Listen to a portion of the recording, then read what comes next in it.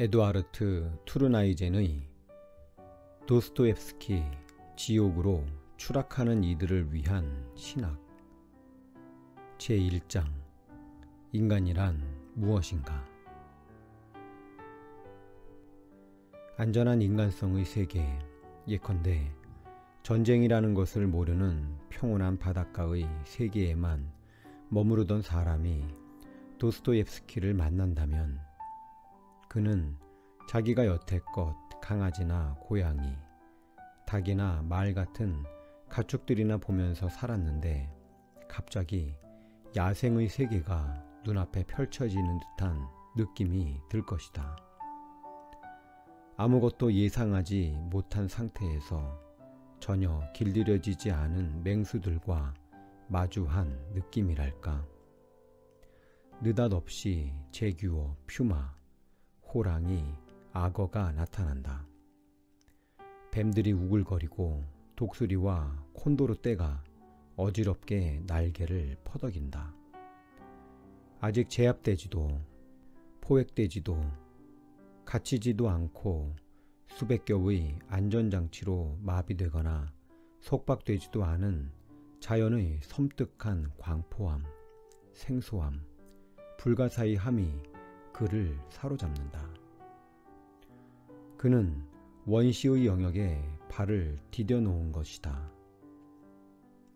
사람들이 살고 있는 친숙하고 온화한 땅은 이제 아득하기만 하다. 그는 우리가 아는 인간성의 최종 경계선 너머로 나아가 어떤 인간의 얼굴을 보고 깜짝 놀라게 된다. 알면서도 모르고 모르면서도 아는 얼굴이다. 인간이라는 명칭은 공유하지만 그 명칭과 결부된 모든 개념 너머에 존재하는 인간이다. 선과 악, 영리함과 우매함, 아름다움과 추함 너머의 인간이다. 심지어 국가와 가족, 학교와 교회 너머에 존재하는 것처럼 보인다. 그 사람이 야수의 세계에서 집으로 돌아와 다시 잘 길들여진 짐승들을 보게 되었다고 하자. 이전에는 그지없이 온화하게만 느껴지던 가축들의 모습에서 원시 세계의 야수성이 드러나는 것을 본다. 안전한 자기 집에 있는데도 불현듯 예기치 못한 위험스러운 가능성들이 도사리고 있음을 의식하게 된다. 도스토옙스키의 작품이 그리는 세계와 그곳에 등장하는 인간들과 대면할 때 비밀스러운 공포와 전율이 일어나는 것도 이와 비슷할 것이다. 혼돈 속을 들여다보는 것은 후폭풍이 뒤따르는 일이다. 헤르만 헤세는 도스토옙스키가 그려낸 러시아인의 모습과 서구 세계의 몰락이 서로 닮아 있음을 강렬한 언어로 지적하고 있는데, 헤세가 깊이 염려하며 파수꾼이 외치듯이 목소리를 키우는 데는 그 나름의 이유가 있다. 도스토옙스키는 인간성의 불가사의함이 기묘한 방식으로 돌출되는 모습을 우리 눈앞에 펼쳐 보이는데, 거기에는 무언가 심히 우려스러운 것, 불안한 것이 있다. 거기에 가까이 다가선 사람은 밤에 잠을 이루지 못하며 낮에도 끔찍한 백일몽에 시달릴 때가 많다. 라츠코의 소설 전쟁 속의 인간은 상황을 최대한 잔인하게 묘사함으로써 심약한 일반 독자들에게 더 무시무시한 영향을 끼쳤을 것이다. 도스토옙스키의 소설 속 인물들은 1870년에서 80년대 러시아의 깊고도 깊은 평화 속에 살고 있다. 수류탄이 터지거나 시체 더미가 쌓이는 일도 없고 철조망이 가로막고 서 있는 곳도 없다. 모든 사건이 평범한 잿빛 일상 속에서 벌어진다. 그러나 바로 그렇기 때문에, 오로지 그렇기 때문에 잿빛 일상의 베일 뒤에 감춰져 있는 인간 본성, 한 번도 들어보지 못한 낯설고 어두운 인간 본성의 얼굴이 더 위협적이고 더더욱 진실하다. 겉보기에는 잘 정돈된 것처럼 보이는 우리 인생의 표면 아래에도 도저히 해결되지 않는 문제와 도무지 이해되지 않는 수수께끼로 가득한 원초적인 삶의 화염이 잠자고 있는 것은 아닐까. 아니, 어쩌면 이제 막 그 불덩어리가 기지개를 켜고 있는 것은 아닐까. 플랫폼을 걷고 있는데 같은 방향으로 달리는 기차가 등 뒤에서부터 부딪힐 듯 가까이 다가올 때 느끼는 묘한 어지럼증을 우리는 잘 알고 있다. 방금 전까지는 똑바로 잘 걷고 있었는데 순간적으로 휘청 하면서 달리는 기차 바퀴 속으로 빨려 들어갈 것 같은 아찔함을 느낀다. 도스토옙스키 작품 속의 인물들과 만나는 느낌도 이와 비슷하다. 그들은 마치 환상 속의 인물들처럼 낯설고 거대한 모습으로, 그러나 기묘하리만큼 친근한 모습으로 우리 곁을 스쳐 지나간다. 마치 우리의 분신처럼 똑같은 방향으로 밀착해서 걷고 있기 때문에 우리는 자기도 모르는 사이에 혼란에 빠져 자기 걸음을 걸을 수 없게 된다.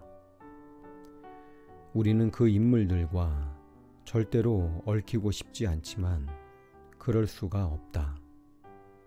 그들의 삶에 나타난 수수께끼 속에서 내 삶의 수수께끼가 나를 응시한다. 뭐라 말할 수 없는 강렬함으로 뚫어질 듯 마주본다. 당황한 우리는 묻게 된다. 지금 우리는 누구를 만나고 있는가?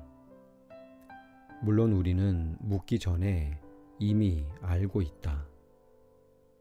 우리가 만난 것은 바로 우리 자신이다. 우리는 인간과 만났다. 그런데 인간과 만난다는 것이 무슨 뜻인가? 우리 자신이란 과연 무엇인가? 아니, 도대체 인간이란 무엇인가? 바로 이것이 도스토옙스키와 우리의 물음이다. 지금 우리는 그 어느 때보다도 그 질문을 피할 수 없기에 도스토옙스키와의 만남 역시 피할 수 없다. 완전히 그 질문에 사로잡혀 버린 것, 그 질문의 까마득한 넓이와 끝없는 깊이를 드러냄으로써 그와 연관된 다른 모든 질문들까지도 자신의 작품에 흘러들게 만든 것. 이것이야말로 표도르 미하일로비치 도스토옙스키의 운명이고 그의 천재성이다. 이것이 인간 도스토옙스키에게 거의 전설적인 위대함과 비범함과 필요성을 부여한다. 슈테판 츠바이크의 도스토옙스키 연구는 바로 이 점을 멋지게 그려냈다. 하지만 바로 그것 때문에 그의 작품은 본의 아니게 19세기의 중요한 사상적 흐름들이 충돌하고 뒤엉키다가 굴절되기도 하고 관철되기도 하는 결정적인 분계선이 되기도 한다. 그 시대를 살아가는 인간의 정신과 감정, 지성과 신경을 자극하고 뒤흔드는 공경과 소망, 격정과 고통과 갈망, 눈앞에 닥쳐오는 공포의 현실과 저 멀리서 다가오는 구원의 길. 이 모든 것이 도스토옙스키 주변에도 나타났다. 그는 그것들을 몸소 경험하며 함께 아파하고 함께 감격했다. 인간적인 것이라고 할 수 있는 것은 모두 놓치지 않고 파고들었다. 그는 니체가 그려낸 차라투스트라와 인간 몰락의 메시지를 예감함과 동시에 초인을 향한 무시무시한 열망까지도 간파했다. 그는 입센의 상류사회 비판보다 10배는 강한 공격을 퍼부었다. 그는 키에르케고르나 오버베크를 직접 접하지 않은 상태에서도 그저 교회라는 제도가 되어버린 그리스도교에 대한 깊은 불신을 품고 있었으며, 그래서 자신의 고국인 러시아의 교회에서 기성교회와는 다른 요소를 발견하고는 애정을 느꼈다. 그는 초기 그리스도교의 비타협적인 모습이 러시아 교회 안에는 여전히 순수한 형태로 남아있다고 믿었던 것이다. 그는 동시대 작가 톨스토이의 분열된 정신을 가득 채웠던 문제, 즉 문화와 양심의 궁극적인 화해를 위한 싸움을 외면하지 않고 그 나름대로 강렬하게 표현해 냈다. 무엇보다도 경제적 토대의 붕괴, 사회적 도덕의 퇴락을 분명하게 감지하고 노예로 전락한 인류가 저 밑바닥에서 울부짖는 소리를 들었다. 그는 곳곳에서 거대한 분노가 축적되다가 마침내 분노의 날에 터져 나오리라는 것을 알아차렸다. 그는 그날이 가까이 다가오고 있음을 목격했으며 그날에 대한 끔찍한 두려움을 예언자적인 언어로 예고했다. 사슬에서 풀려난 악마들이 얼마나 무시무시한 힘을 가지고 있는지를 아는 사람은 극소수이지만 도스토옙스키는 그 가운데 한 사람이었다. 자신을 가두어 놓은 교도소를 박차고 나온 맹목적이고 광포한 사람들이 일으킨 폭동이 어떤 결말을 맺게 될 것인지도 너무나 잘 알고 있었다. 그는 19세기 말의 유럽인들이 이런 상황에서 자기 나름대로 시도했던 온갖 몸부림을 제 안에 모두 모아놓고 그곳에 거울을 들이댄다.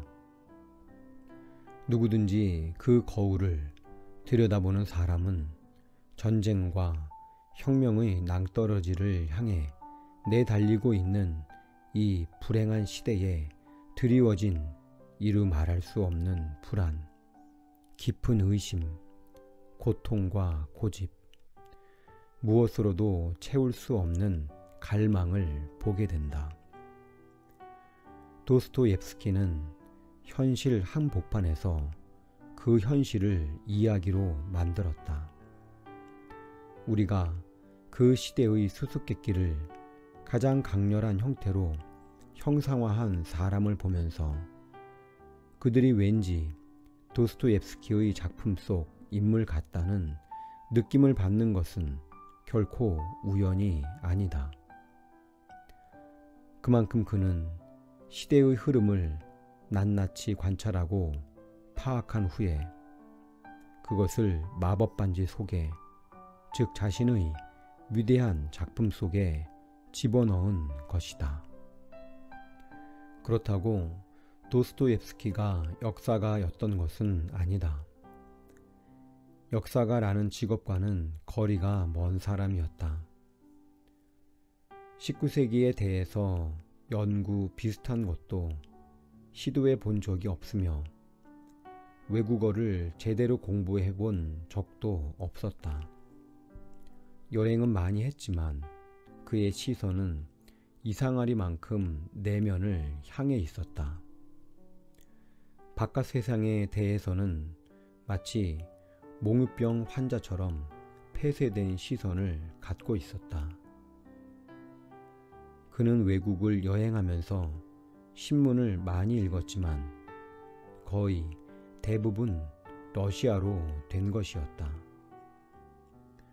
그럼에도 한 가지 분명한 것은 그가 그 시대, 그 나라의 분위기를 그 누구보다 정확하게 감지해냈다는 사실이다. 그는 푸시킨에 대해 연설하면서 탁월한 러시아적 특성이라고 칭송했던 능력, 즉 다른 사람의 정신에 완전히 이입하는 능력을 스스로도 보유했을 뿐만 아니라 더 나아가 그 능력을 최대치로 끌어올렸다. 하지만 이것만 가지고는 도스토옙스키의 마력을 설명해 낼 수 없다. 모든 인간적인 것들을 비롯해 가장 비밀스러운 것까지도 마음대로 쥐고 흔드는 신비한 힘의 정체 말이다.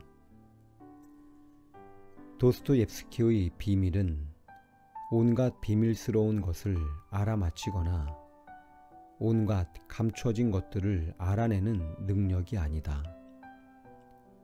그의 비밀은 우리가 이것저것 다 알고 있는 것처럼 보이지만 사실은 아무것도 모른다는 점을 꿰뚫어 본 것이다. 이것은 개인적인 전제 조건, 심리적인 특성이 아니다. 그런 것이라면 다른 사람에게도 얼마든지 나타날 수 있다.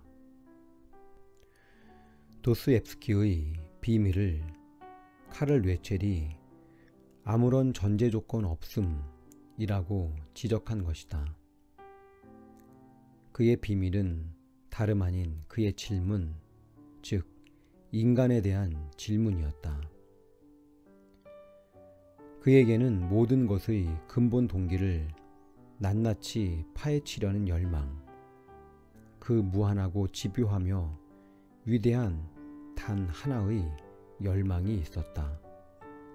그것이 그가 가진 전부였다. 나는 어디를 가든지 묻고 또 묻지. 도스토옙스키가 좋아했던 인물, 백치의 주인공 미시킨이 내뱉은 이 말은 도스토옙스키 자신의 비밀을 슬며시 폭로하는 것처럼 들린다. 이 땅 위의 모든 사물은 인간이 기원과 지향을 묻는 순간 인간을 향해 환한 빛을 발하기 시작한다. 그때 비로소 사물은 가치와 무가치, 빛과 그림자를 획득한다. 그러자 인간은 위대한 수수께끼가 되어 아무런 전제 조건도 없이 집요하게 질문을 던지는 질문자의 깊고 아득한 시선이 그 인간을 향한다. 도스토옙스키는 인간을 대할 때도 어떤 고정적인 것, 이미 주어져 있는 것, 궁극 이전의 것에 고착되지 않는다. 도스토옙스키의 아무런 전제 조건 없음은 오히려 인간과 마주하는 순간 비로소 완전히 깨어나 그 능력을 유감없이 발휘한다. 백치에 나오는 대사처럼 말이다. 정말 중요한 것은 인생을 발견하는 거야. 끊임없이 영원히 발견하는 것이. 이미 발견된 것은 중요하지 않아. 이 소크라테스적인 지혜가 곧 도스토옙스키의 지혜이며 그의 예술 세계가 간직한 비밀의 모든 것이요 마지막이다. 인간은 그에게 수수께끼가 되었다. 바로 그것 때문에 바로 그곳에서 그는 인간을 깊이 파고들어 이해하게 되었던 것이다. 인간이란 무엇인가? 다시 한번 말하지만 도스토옙스키가 던진 질문은 바로 이것이다. 그것뿐이다. 이 질문이 아무것도 아닌 것처럼 보일 수도 있지만 사실은 엄청난 것이다.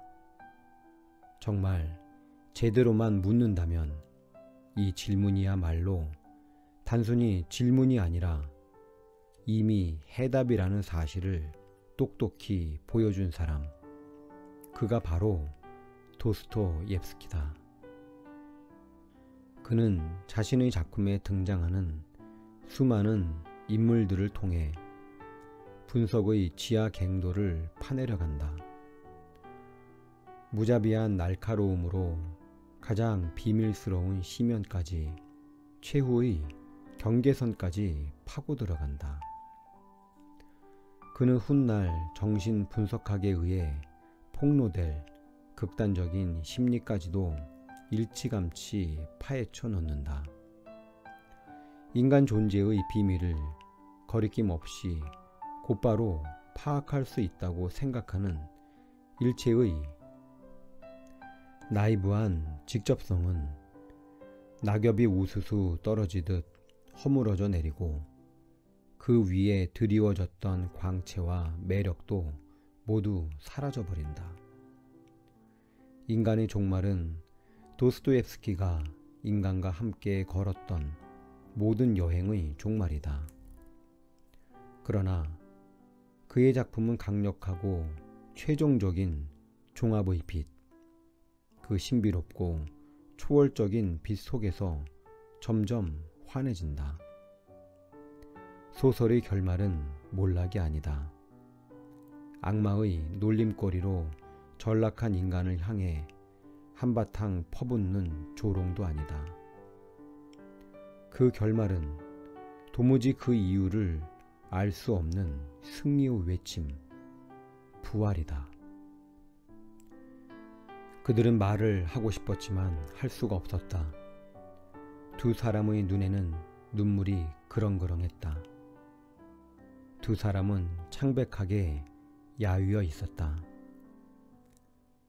그러나 그렇게 아프고 창백한 얼굴에서 새로운 미래의 여망이, 새로운 생명으로 다시 태어나는 완전한 부활의 여명이 벌써 빛을 발하고 있었다.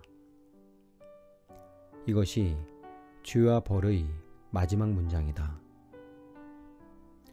그렇다면 미차 카라마조프가 갇혀있는 형무소에서 마지막으로 울려 퍼진 목소리는 또 어떤가? 알료샤, 나는 지난 2달 동안 내 안에서 새로운 인간을 발견했단다.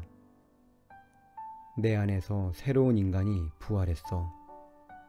이 사람은 전에도 항상 내 안에 숨겨져 있었는데 하나님께서 이런 악천후를 보내주지 않으셨다면 내 안에 이런 존재가 있다는 사실을 전혀 의식하지 못했을 거야. 이놈의 인생은 정말 끔찍하구나. 내가 시베리아 광산으로 끌려가 20년 동안 중노동을 하게 될 거라는데 그게 뭐 어쨌다는 거냐. 이제 그건 별로 무섭지 않구나. 내가 정말 두려워하는 건 완전히 다른 건데 지금은 그게 나의 유일하고 지독한 두려움이란다. 내 안에서 부활한 그 인간이 다시 나를 떠날 수도 있다는 것. 그것이 나의 걱정이고 두려움이야.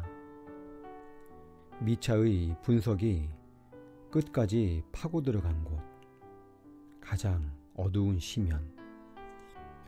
바로 그곳에서 새로운 종합의 경이로운 빛이 본물 터지듯 흘러나온다. 형무소, 오직 형무소에서만 미차 카라마조포의 고백과 같은 말이 솟구쳐 오른다. 오직 창백하고 야윈 얼굴 위로 새로운 미래의 여명이 비춰온다. 오직 무덤이 있는 곳이어야만 부활이 있다. 이 표현들은 우연히 일치한 것도 아니고 작가들이 세련되게 구사하는 대조라는 수사법도 아니다. 여기에는 훨씬 깊은 의도가 스며 있다. 단순히 실용적인 처세술이 아니라 깊은 깨달음이 있다. 앞서 본 표현들에서 선명하게 보이는 대립은 그 둘 사이의 보이지 않는 연관성을 암시한다. 전면에서는 너무 갑작스러운 변화처럼 보이는 것이 사실은 보이지 않는 부분에서 일어나는 의미심장한 전환을 증명한다. 도스토옙스키는 인간이 살아가는 세계 전체에 끔찍한 위기가 닥쳐오고 있음을 알아차렸다. 하지만 그 위기는 구원의 가능성을 가득 머금고 있기에 그곳에서 이런 음성이 들려온다. 죽음에서 생명으로. 앞에서 우리가 살펴본 것처럼 이러한 깨달음은 소크라테스적인 지혜와도 연관되어 있지만 무엇보다 성경의 깨달음과 아주 긴밀하게 연관된다. 도스토옙스키에 관해 진실한 무언가를 말하고자 하는 사람은 이 부분을 언급하지 않을 수 없다. 왜냐하면 바로 이 부분에서 그의 위대함이 발견되고 그가 서 있는 드넓은 맥락이 드러나기 때문이다. 이것이 그의 작품에 독보적인 지위를 부여한다. 입센, 스트린드베리, 야콥센도 그들 나름으로 인류 분석가라 할 수 있지만 도스토옙스키의 작품이 그들을 훨씬 뛰어넘는 특성을 지니게 된 것도 바로 이러한 특징 때문이다. 그의 소설이 터무니없다 싶을 정도로 무질서한데도 고전의 반열에 오르는 것도 바로 이 때문이다. 이것이야말로 우리가 그의 소설을 좋아하는 이유이다. 그의 소설이 표방하는 과격한 부정 때문이 아니라 바로 그 부정에서 나온 훨씬 위대한 긍정 때문이다. 그렇다. 부정에서 나오리라. 이제나임 제단화의 좌측에 서 있는 성 안토니오처럼 악마의 시험에 쇄도하는 지역 한복판에서만 저 높은 곳에 계신 하나님의 얼굴을 바라볼 수 있으며 그래야만 새날 아침의 여명이 밝아온다. 우리가 도스토옙스키의 작품에서 보게 되는 것도 바로 이런 광경이니 인간 존재의 불확실함이 한밤의 어둠을 통과할 때라야 새벽빛이 비춰오는 것을 보리라. 도스토옙스키 스스로도 이 깨달음을 확실하게 고백한 바 있다. 나의 호산나는 의심이라는 거대한 연옥을 통과했다. 그러므로 한 가지는 분명하다. 도스토옙스키는 우리에게 완결된 하나의 답이나 해법을 제시하지 않는다. 그의 해법은 거대한 해체 속에 있다. 그의 대답은 질문, 곧 인간 존재에 대한 치열한 질문, 오직 하나의 질문이다. 그러나 그 질문에 자신을 내맡길 줄 아는 사람은 바로 그 질문이야말로 한 아름의 대답이라는 사실을 경험하게 될 것이다. 에두아르트 투르나이젠의 도스토옙스키 지옥으로 추락하는 이들을 위한 신학 제1장 인간이란 무엇인가.